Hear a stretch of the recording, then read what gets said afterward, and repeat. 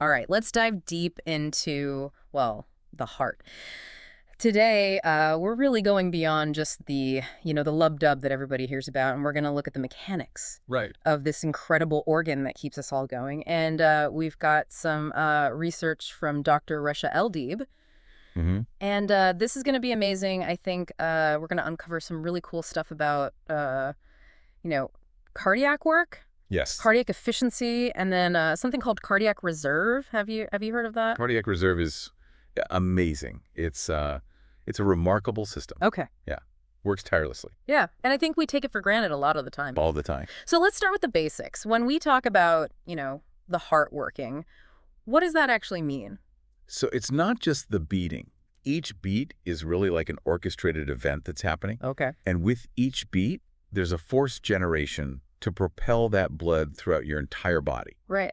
And so there's actually two distinct types of work that the heart is doing. Okay. Two types. Two types: potential work and kinetic work. Intriguing. Yes. Okay, break it down for me. Okay, so imagine you have like a tough balloon. Okay. And you're trying to inflate it. Yeah. The force that you're using to actually overcome that resistance Okay. and expand the balloon, that's like potential work. Okay. So your heart has to generate all this pressure to push the blood against the resistance in your arteries. So it's like it's constantly fighting Yeah. this pressure, right? Exactly. And actually, potential work is 99% of the work. Whoa, 99%. I didn't know it was that much of a heavy lifter. Yeah. It's a lot of work. So what about the other 1%? What's that? The other 1% is the kinetic work. hmm And that's all about giving the blood momentum, propelling it forward. Okay, so it's not just like pushing it out, it's like making sure it's gonna like continue. Exactly. Yeah. So if potential work is getting it out of the heart, Right. kinetic work is about keeping it flowing through the entire circulatory system. Got it. Okay. So at rest, it's about 1% of the total work. Okay. But when you exercise and you need that blood to circulate faster, Okay, yeah. that's when it really steps up its game. That makes sense because you need more of the oxygen and nutrients to go to those muscles. Exactly. But I'm curious about, if it's working so hard, how efficiently is the heart using energy? Like how good is it at what it does? Right. So that's a great question. And that brings us to the concept of cardiac mechanical efficiency. Okay. And it's basically how effectively the heart converts that fuel into that pumping action. And surprisingly, the heart at rest is only about 10 to 15% efficient. Really? That's not very impressive. I feel like my car gets better gas mileage than that. I know it's kind of you think about it, it's like a steam engine. Wow, really? Yeah. But in well-trained athletes, Right. they can actually get up to like 20 to 25% during exercise. Oh, so actually the more you exercise, the more efficient it is? Better, yeah. The more trained your heart is. Okay. So what's fueling this heart engine? What's it eating, basically? So your heart is unlike other muscles in your body, it really heavily relies on aerobic metabolism. Okay. So it really needs oxygen. Wow. And it has a Okay. really high oxygen extraction rate. So it takes about 70% of the oxygen from the blood passing through it. Wow. It really likes oxygen, huh? So why does it need so much? Because it, unlike our other muscles, it can't build up that oxygen debt. Oh, okay. It has to keep going. Right. So it needs that constant flow. It can't take a break. It cannot take a break. So, what are the specific fuel sources? So, what are its preferences? So it actually has preferences, and that depends on what you're doing. So at rest, it really loves fatty acids, Oh, okay. and it uses that as its energy source, along with carbohydrates like glucose. Okay. But during exercise, it shifts and starts demanding those carbohydrates. Yeah. And actually, it really likes lactic acid, which is produced by your muscles. Oh, wow. That's fascinating. So it's like it changes what it's eating depending on what's going on. It's a very smart organ. Yeah. That's amazing. Okay, so we talked about the types of work, we talked about the efficiency, we talked about the fuel sources. Now I want to talk about something that really I think is blows my mind. Yeah. And that's this thing called cardiac reserve. Like what is this superpower that we have? Yeah. Cardiac reserve, think of it as a secret weapon that your heart has. Okay. So it's the difference between strolling and sprinting or walking up the stairs versus climbing a mountain. Right. It's that ability to kick it into high gear when you need it. So it's like a reserve, a hidden reserve of power, basically. Yeah. So how does that work? How is it able to do that? So there are three main mechanisms that actually contribute to this. Okay. And those are the heart rate reserve, Okay. stroke volume reserve, and then cardiac hypertrophy. Okay, so three. So let's start with heart rate reserve. What is that? So the heart rate reserve is the difference between your resting heart rate Okay. and the maximum rate your heart can safely achieve. Okay. So it's like the range that it can go, like a dial. Yeah, right. Turn it up when you need to. Got it. So when you start exercising, that dial starts turning. Your sympathetic nervous system, Okay. which is your fight or flight response, it sends those signals to your heart to beat faster. Okay. And that increased rate is what delivers more of that oxygen-rich blood to the muscles. Right. Makes sense. So it's kind of like stepping on the gas pedal in a way, right? Like Yeah. telling your heart to pump faster, but there's got to be a limit, right? You can only step on the gas pedal so much. Right. So just like an engine, if you rev it too high, it can cause damage. Your heart rate, if it goes too high, it can be counterproductive. Okay. So if it's beating too fast, it doesn't actually have enough time for the chambers to fill up properly between beats. Right. And that can actually decrease the amount of blood it's pumping out. Okay. So there's a sweet spot, right? Like you don't want it too slow, but you don't want it too fast either. Exactly. So what about stroke volume reserve? What's that all about? So stroke volume reserve is all about increasing the amount of blood that's ejected with each beat. Okay. So you're maximizing each pump. Okay. And there's two ways to do this. So one way is by increasing the amount of blood that's filling the hearts before each beat. Okay. So that's like end diastolic volume EDV. Okay, so it's like making sure the tank is full before each pump. Right. You're topping it off. And then the other way is by squeezing more out, so decreasing the amount of blood that's left after each beat. Right. Okay. So get more in and leave less behind. Exactly. And that's called the end systolic volume, or ESV. Okay. All right. And last but not least, we've got cardiac hypertrophy. Now, I know that sometimes people think of this as a bad thing, right? They think of an enlarged heart. Right. Is this good, bad, or a little bit of both? So hypertrophy is often misunderstood. Oh. It just means an increase in the size and mass of the muscle. Okay. And it really depends on the cause. Okay. So the good news is that when it's triggered by exercise, Yeah, right. it's a healthy adaptation. The heart muscle is getting stronger and more efficient. Right. Like any muscle. Like any muscle. But here's the tricky part. If it's caused by a stress, like high blood pressure, Okay. then that's where you start getting problems. Right. So it's like good stress versus bad stress. Exactly. So the heart muscle can actually thicken excessively, and it becomes stiff and less able to relax and fill. Okay. And that can actually lead to heart failure because it's struggling to keep up with the demands of the body. Wow. So even something that sounds good can actually be bad, depending on what's causing it. Right. It really depends. This is so fascinating. Yes. You know, we've covered like the types of work, how efficient it is, and then this concept of cardiac reserve. Yeah. But what happens when this amazing system like starts to have problems? That's what I'm really curious about. So that leads us to a condition that unfortunately a lot of people have, and that's heart failure. Okay. And basically it's when the heart just can't pump enough blood to meet the needs of the body. Okay, so it's not pumping enough, but what does that actually mean? So there's different ways it can manifest, and it often involves like this domino effect. Okay. So think of it as a traffic jam Okay. in your circulatory system. Okay. If the heart can't keep up with the demand, Right. blood starts backing up, Okay. and then you get congestion, and then that leads to all these problems. Got it. So it's not just about the flow, it's about like the backup that can happen. Exactly. Okay. Well, this is all incredibly informative, but I think we need to pause here. Yeah. Because we've covered a lot. We've talked about the mechanics, we've talked about the types of failure, Right. and we'll delve into the specifics of these different types of heart failure in the next part Yes. of our deep dive. We have much more to uncover. So stay tuned. Yes. Welcome back to our deep dive into the heart. So we've already explored, how it works, the mechanics of it, how surprisingly efficient it is, and then that superpower, cardiac reserve. Yes. But you hinted at the end of the last part that even this amazing system can sometimes have problems. It can. It can.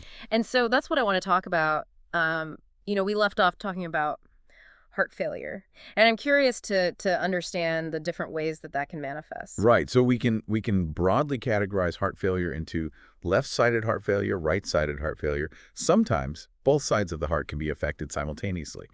But left-sided heart failure occurs when that left ventricle, which is that main pumping chamber, weakens, and it just can't push that blood out to the body effectively. Okay, so the left ventricle, that's the main one. So what happens when that's not working properly? Right. So because of this impaired pumping action, it leads to two main problems: Okay. forward failure, backward failure. Forward and backward failure.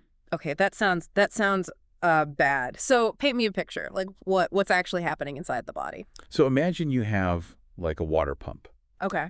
and it's losing its power. It can't push that water through the hose as well. Right.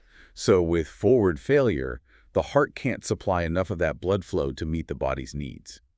Right. Okay. So the body is basically being starved of oxygen. Exactly. And that can lead to, the fatigue and weakness, shortness of breath, and in severe cases, even the skin can turn like pale or bluish, Oh, wow. especially in the extremities, because it's just not getting enough oxygen. Okay, so that makes it very clear what forward failure is. But what about backward failure? Right. So backward failure is when that blood starts to back up into the lungs because the left ventricle just can't pump it out. Okay. So imagine like a traffic jam, Yeah. and it's in that pulmonary vein which brings the blood from the lungs back to the heart. Okay, so it's getting stuck. It's getting stuck. And the lungs are getting congested. Yes. So you get that shortness of breath, especially when you lie down. Okay. We call that orthopnea. You might have a persistent cough, Hmm. wheezing, and then in severe cases, even pulmonary edema, which is when you have a buildup of fluid in your lungs. Wow. That's scary. So it's not just that the body's not getting enough oxygen. Oh, It's yeah. also that your lungs are getting like messed up as It's a well. double whammy. Yeah, it is. It is. So, okay, so we talked about the left side. Now let's talk about the right side. Right. So right-sided heart failure usually happens because of pulmonary hypertension, Okay. and that's high blood pressure in the arteries of the lungs. Okay. And so what happens like when that pressure starts to build up in the lungs? What happens to the right ventricle? So similar to left-sided heart failure, it can also result in forward failure and backward failure, Okay. but the symptoms are different. Okay. So what's different about the forward failure? So with the forward failure, Yeah. you still have that reduced blood flow to the body. Okay. So you still have the fatigue, the weakness. Right.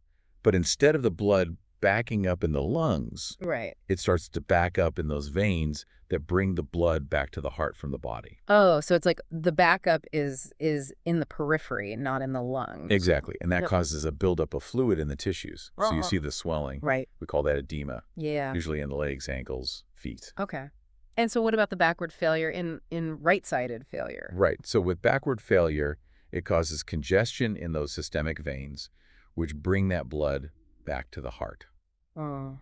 So you might see the veins in your neck becoming distended.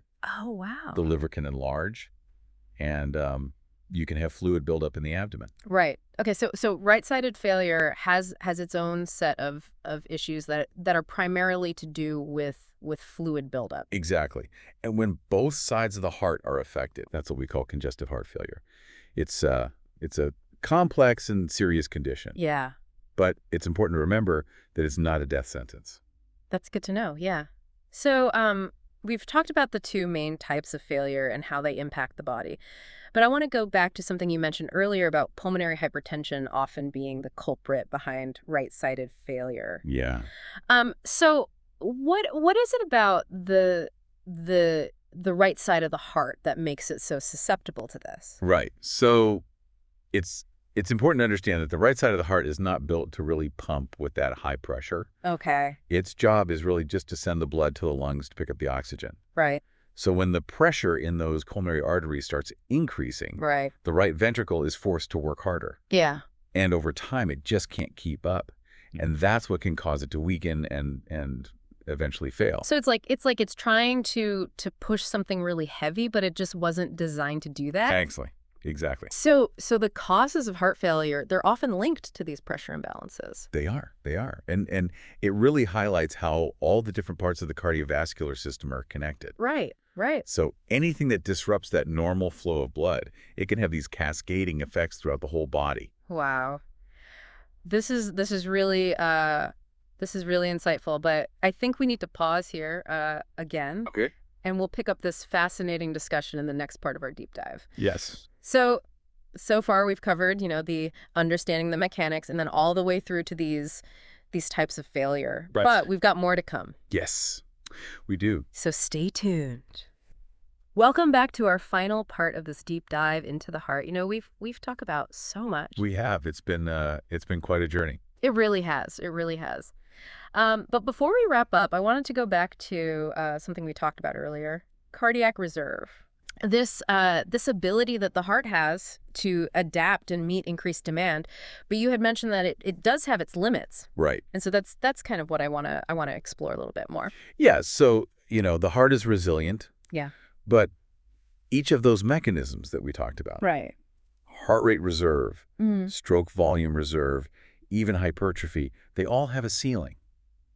There's a point where it can become detrimental. Right. Okay. So let's kind of break that down, each of those. So you mentioned that pushing the heart rate too high can actually be counterproductive. Why is that? So imagine you're trying to fill a bucket with water Okay. from a fast-flowing faucet, but you only have a split second to get that bucket under the stream. Yeah. So faster flow doesn't necessarily mean faster fill. Right. If you can't actually catch the water. Exactly. So even though the heart is beating really rapidly, it's not pumping out as much blood if it can't fill properly. Right.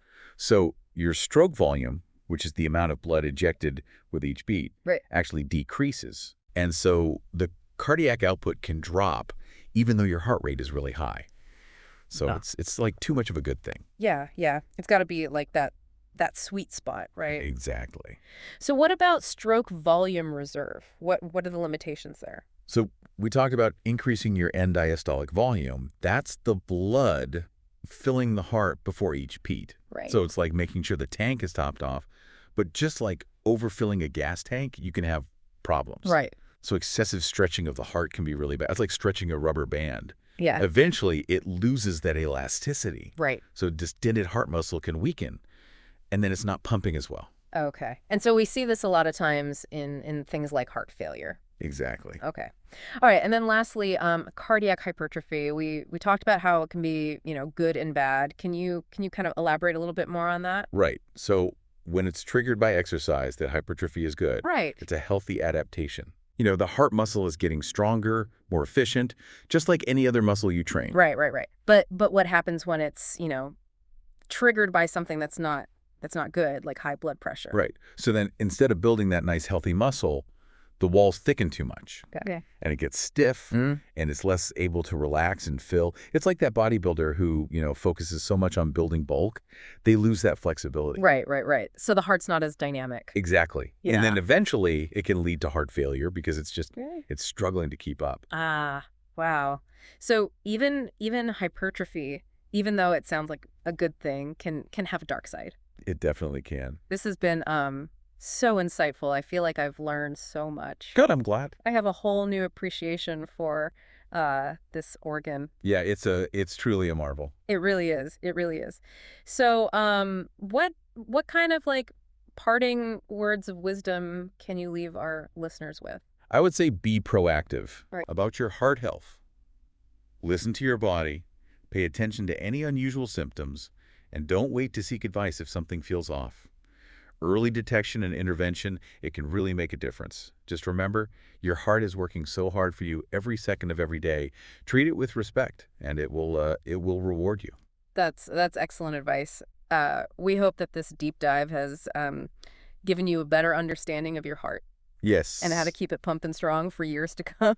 So, thanks for joining us.